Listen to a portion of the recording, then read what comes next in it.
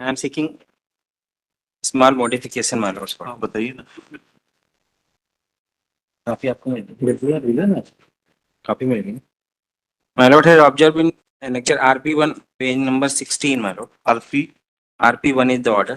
हाँ We are seeking some modification. या Second last para may I read, my lord?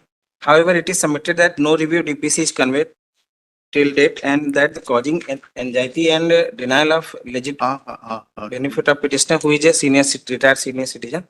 Taking all these facts and into consideration and in view of the admission of the respondent in their return so and so, para 10, it is directed that review DPC is not already convened that then now it be convened within a period of 30 days. If petitioner is found fit for promotion, then all the benefit will be extended to the petitioner within a further period of 30 days. मतलब हमने दे दिया, अब ये उस समय का payment भी मांग रहे हैं, आएगा पेमेंट, सैलरी मांग रहे हैं, क्यों नहीं मिलेगी? नहीं भी जानकी रमन पढ़िए तो नहीं। और अगर नहीं उसके लिए हम रिव्यू क्या करेंगे? अगर लगा है तो आप उसको चैलेंज करिए, मत दीजिएगा, आप तभी आएंगे दोबारा से। नहीं they are file contempt my Lord. Contempt होगा तो कंटेम्प्ट में कंटेम्प्ट कोर्ट को बताइएगा। मैं RP3 देख लें साहब। RP3 देखिए, इनके खिलाफ डिपार्टमेंटल इंक्वायरी चल रही थी। We are not concerned with it. RP3 is the stated. I'm least concerned with it. My direction is very innocuous. It says that if review DPC is not convened, it be convened within 30 days. If found fit, extend him benefits within further 30 days. दे दिया साहब, दे दिया benefit नहीं दिया जी, नहीं दिया तो contempt में देखेंगे। RP2 देख लें। नहीं रिव्यू का कोई ग्राउंड नहीं है। रिव्यू का एक निवेदन सिर्फ साहब ये आया था कि दे आर अपने आप को ये बता रहे हैं कि हमको उस पीरियड का पेमेंट भी चाहिए। बेनिफिट देने का रिव्यू का कहाँ ग्राउंड है? प्रोफार्मा पर प्रमोशन मिल गया इनका। नहीं रिव्यू का कहाँ ग्राउंड है?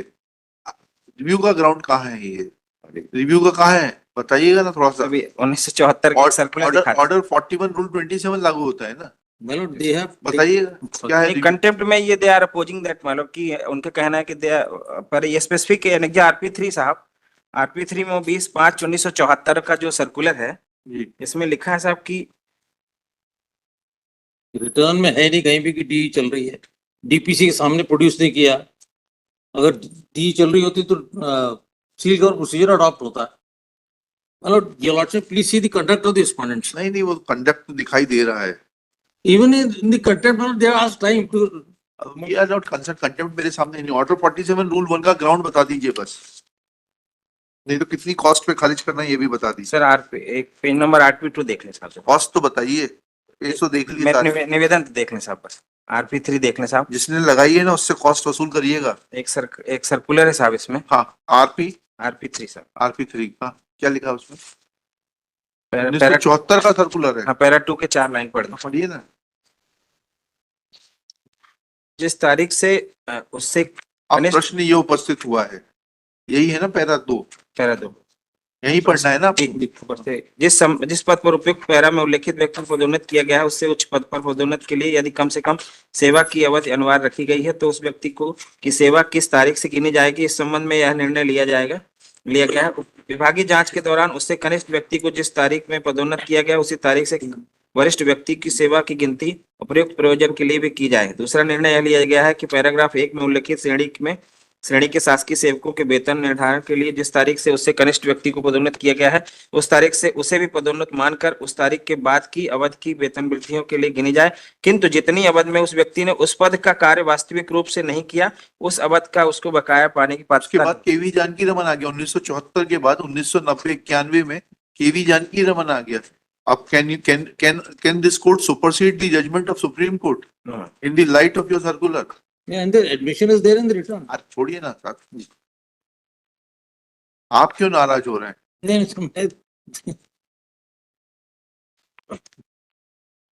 RP2 देख लें एक बार। RP2 भी अरे दिखाइए, कॉस्ट तो लगनी है, वो तो निश्चित हो चुका है। अब आपको जो दिखाना है दिखाइए, दिखाते जाइए, कॉस्ट बढ़ाते जाइए। RP2 is the order. हाँ RP2 में क्या लिखा है पढ़िएगा।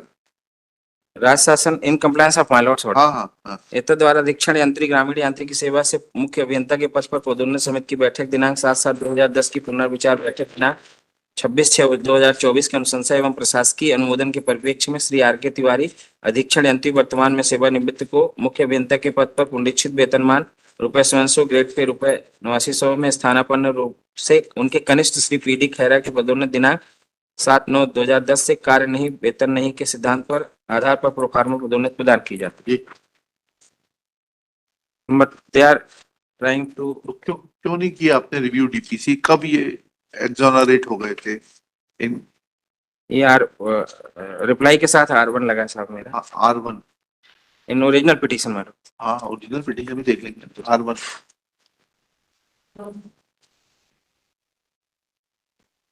Memo of petition annexures process reply के साथ R1 reply on behalf of respondent number 4 और भी कोई रिटर्न होगा आपका सर सॉरी रिटर्न के साथ R1 पेज 8 6/8/19 का ऑर्डर है आफ्टर रिटायरमेंट। ठीक है, मिल जाएगा। पता है क्या लिखा है?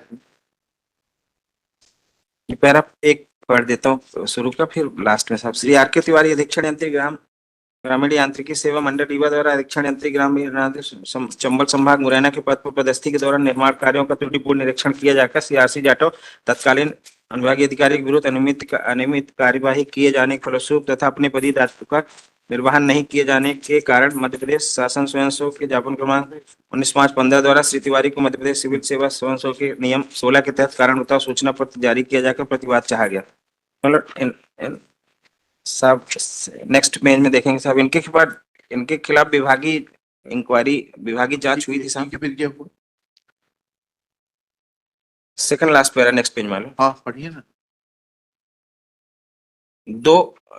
दो वेतन वृद्धि असंचयी प्रवाह से रोकी जाने समतुल्य राशि की वसूली किए जाने का अनंतिम प्रशासकीय निर्णय लेकर प्रकरण लोक सेवा आयोग की सहमति हेतु भेजा गया था।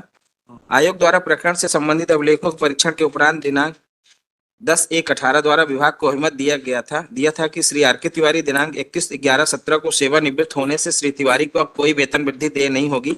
यदि सेवानिवृत्ति के पश्चात 2 वेतन वृद्धि असंचयी प्रभाव से रोकी जाने के समतुल्य राशि की वसूली की जानी है तो वह पेंशन से वसूली की शास्ति दीर्घ शास्ति है और दीर्घ शास्ति के लिए मध्य प्रदेश सिविल सेवा वर्गीकरण नियम 1966 के नियम 14 के अंतर्गत विभागीय कार्यवाही करने की प्रक्रिया आवश्यक होगी।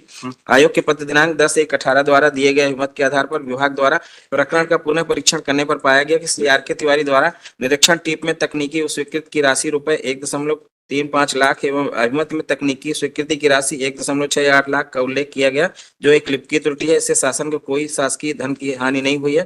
श्री तिवारी सेवानिवृत्त हो चुके हैं। आरोप इतना गंभीर नहीं है कि पेंशन नियम के तहत विभागीय जांच संस्थित कर राशि कार्रवाई की जाए। अतः विभाग ने श्री आर के तिवारी तत्कालीन अधीक्षण यंत्री सेवानिवृत्त द्वारा की गई सामान्य त्रुटि के लिए अप्रसन्नता संसूचित करते हुए विभाग ने पत्र दिनांक 9/4/19 अप्रसन्नता का तो कोई नहीं है।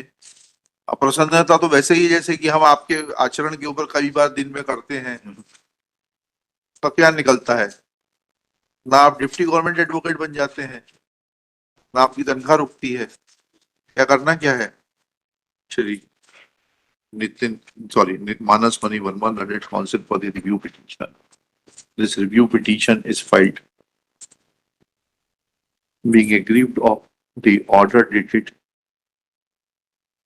25th April 2023, passed in WP number 16727 of 2021, whereby this court had directed the respondents to convene DPC if not already convened, and if petitioner is found fit for promotion, then all the benefits will be extended to the petitioner within a further period of 30 days. Next, Learned Counsel for the petitioner, the review petitioner, reading through Annexure R1 filed along with their return into the original petition, submits that a show cause notice was issued to the petitioner under Rule 16 of CCA rules.